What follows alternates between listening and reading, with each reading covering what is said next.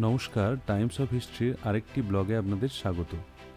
আজ আমি আপনাদের নিয়ে যাব মেদিনীপুর শহরের এমন এক পুণ্যস্থানে যেখানে রয়েছে শ্রীরামকৃষ্ণ মন্দিরের মনোমুগ্ধকর স্থাপত্য, যোগাচার্য স্বামী বিবেকানন্দজির শিক্ষামূলক আদর্শে প্রতিষ্ঠিত বিদ্যালয় ও ছাত্রাবাসের উন্নত সুশৃঙ্খল ও নৈতিক শুদ্ধতার পরিমণ্ডল, রয়েছে সাধু সংঘ লাভের সুযোগ আর দিব্য নির্মল পবিত্র ও শান্ত আশ্রমের পরিবেশ। রামকৃষ্ণ মিশন মঠ, রামকৃষ্ণ মিশন বিদ্যাভবন মেদিনীপুর। রামকৃষ্ণ মিশন বিদ্যাভবন মেদিনীপুর শহরের একটি ইউনিট, যা বেলুড়ে সদর দপ্তর সহ রামকৃষ্ণ মিশনের একটি শাখা। মেদিনীপুর রামকৃষ্ণ মিশন বিদ্যাভবন মেদিনীপুরের অবিভক্ত মেদিনীপুর জেলার মেধাবী ছাত্রদের একটি অন্যতম ঠিকানা। এই ব্লগটিতে আমি আপনাদের বলবো রামকৃষ্ণ মঠ এবং মিশনের অজানা অনেক ইতিহাসের গল্প।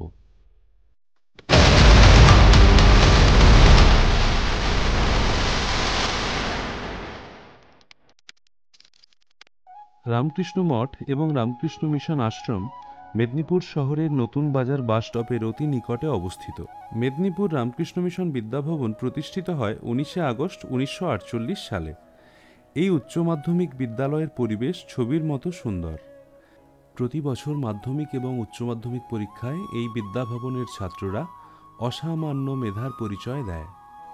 বিদ্যালয় ও ছাত্রাবাস চত্বরে দেখা যায় নানা রকম উদ্ভিদের আধিক্য। সবুজের ছায়া ঘেরা পথে প্রবেশ করতে হয় বিদ্যালয়ে।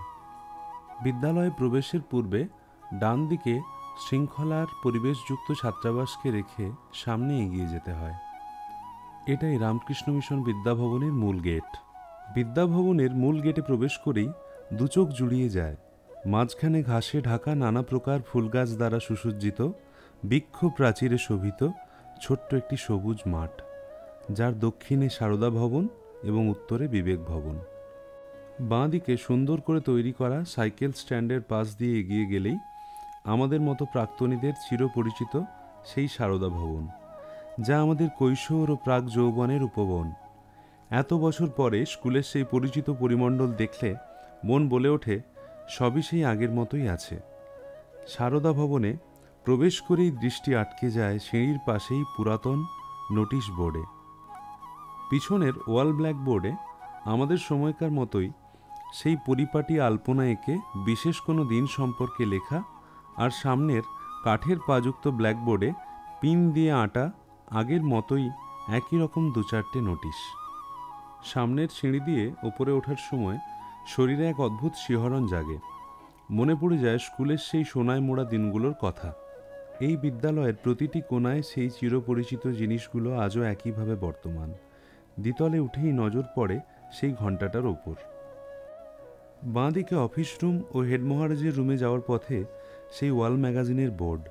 একসময় কত পরিশ্রম করে আমরাও ওয়াল ম্যাগাজিন প্রস্তুত করেছি। খাটাখাটনির পর যখন আমাদের তৈরি ওয়াল ম্যাগাজিনগুলো এই বোর্ডগুলিতে লাগানো হতো, তখন আনন্দে মনটা ভরে উঠত। এখনও ভীষণ সুন্দর সুন্দর ওয়াল ম্যাগাজিন লাগানো আছে, তবে এগুলি আমাদের উত্তরসূরি ভাইদের তৈরি। এই বারান্দার রেলিংয়ের ভেতর থেকে বেশ কয়েকবার বিদ্যালয় জীবনে কান ধরে দাঁড়িয়ে থাকার সময় নিচের যে ছবি তখন দেখতাম, তারও এক ঝলক আপনাদের দেখাই। এখন ওখান থেকে বিবেক ভবনের দিকে তাকালে আরও বেশি সুন্দর লাগে প্রকৃতিকে দেখতে। একটা সময় এই ঘণ্টা বাজিয়েই রিসেস বা টিফিন যেমন হতো, তেমনি কঠিন স্যারেদের ক্লাসগুলোর জানান দিতেও এই ঘণ্টার ধ্বনি। সারদা ভবন থেকে বেরোলেই দুই পাশে আলপনা দেওয়া মঞ্চে বাঁধানো সেই পুরাতন দেবদারু গাছের সারি। বাম দিকে এগোলেই প্রেমানন্দ সভাগৃহ বা বিদ্যালয়ের অডিটোরিয়াম। এখানে সারিবদ্ধভাবে দাঁড়িয়েই হয় প্রতিদিনের প্রার্থনা। একসময় আমরাও প্রতিদিন এখানে দাঁড়িয়ে প্রার্থনা করেছি, তবে আমরা পুরাতন অডিটোরিয়ামটিতেও প্রার্থনা করেছি। কে কে আপনারা সেই পুরাতন অডিটোরিয়াম গৃহটি দেখেছেন জানাবেন। ওম সহন ভবতু সহন ভুনক্তু থেকে শপথ পাঠ সবই যেন এখনও কানে বাজছে। এখানে বিদ্যালয়ের বার্ষিক অনুষ্ঠানগুলিও আজও স্মৃতির পাতায় সুন্দর করে আঁকা রয়েছে। সভাগৃহ থেকে বেরিয়ে বাঁ দিকের এক ফালি রাস্তা ধরে বিবেক ভবনের দিকে এগোলে প্রথমেই বাঁ দিকে বিদ্যালয়ের নাম ও প্রতীক সংবলিত সুন্দর একটি ভাস্কর্যমণ্ডিত দেওয়াল। রামকৃষ্ণ মিশনের প্রতীকটি শ্রীরামকৃষ্ণ মঠ ও বিদ্যালয়ে সুন্দরভাবে ভাস্কর্য করা রয়েছে। স্বামীজি প্রতীকটির অর্থ ব্যাখ্যা করতে গিয়ে বলেছেন ছবিতে তরঙ্গায়িত জল কর্মের প্রতীক, ভক্তির প্রতীক পদ্ম, উদীয়মান সূর্য জ্ঞানের প্রতীক, ঘিরে থাকা সর্পটি যোগ ও জাগ্রত কুণ্ডলিনীর নির্দেশক এবং রাজহংস এখানে পরমাত্মারই প্রতিচ্ছবি। সামনে এগোলেই বাম দিকে অর্থাৎ মাঠের পশ্চিমে বিদ্যালয়ের একটি প্রাচীন পুষ্করিণী, যার অপর প্রান্তে মিশনের প্রাথমিক বিদ্যালয়ের নতুন বিল্ডিং তৈরি হয়েছে। আমাদের সময় স্কুলের মাঝখানের এই স্বল্প প্রশস্ত মাঠটি এভাবে সুসজ্জিত ছিল না। এই ফাঁকা বালুকাময় মাঠটিতে তখন ছাত্রদের ছিল অবাধ বিচরণ, খেলাধুলো, দৌড়ে বেড়ানো আর পিটির ক্লাসও এখানেই হতো। সবথেকে আকর্ষণীয় ছিল স্কুলের পালনীয় দিনগুলিতে এই মাঠের মাঝখানেই ছাত্ররা সুসজ্জিতভাবে দাঁড়াতো। এনসিসির প্যারেড হতো, আর এই মাঠেই ছাত্রদের নিজস্ব থিমসজ্জায় হতো মা সরস্বতীর আরাধনা। বিবেক ভবনেই ছিল লাইব্রেরি।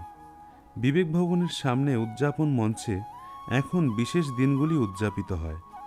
অপূর্ব এক সুন্দর উদযাপন মঞ্চ। রামকৃষ্ণ মিশন বিদ্যাভবনের মূল চত্বরের মধ্যেই রয়েছে একটি ছাত্রাবাস। শৃঙ্খলা ও নৈতিক শুদ্ধতার পরিমণ্ডলযুক্ত এই ছাত্রাবাসে শহরের বাইরের ছাত্রদের জন্য নির্দিষ্ট সংখ্যায় থাকার ব্যবস্থা রয়েছে। এখানে পঞ্চম শ্রেণী থেকে দশম শ্রেণী পর্যন্ত ছাত্ররা থাকে। ছাত্রাবাসের পরিবেশটিও অবর্ণনীয় সুন্দর এবং স্নিগ্ধ।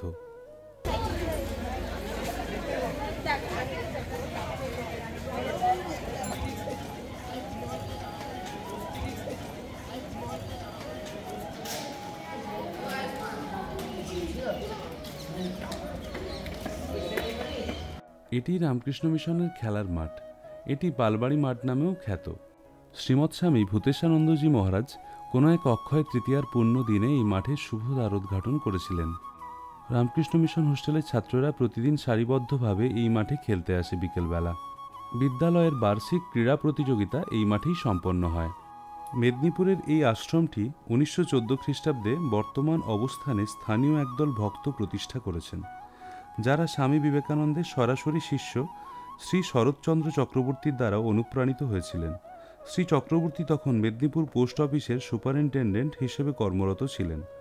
প্রাথমিক অবস্থায় আশ্রমটি একটি ছোট্ট সেবাশ্রম ছিল, যা ছিল ছোট্ট একটি দ্বিতল ভবন।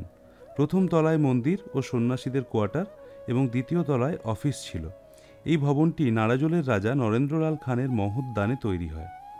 মূল প্রবেশদ্বার দিয়ে মঠে প্রবেশ করলে ডান দিকে একটি রিডিং রুম রয়েছে।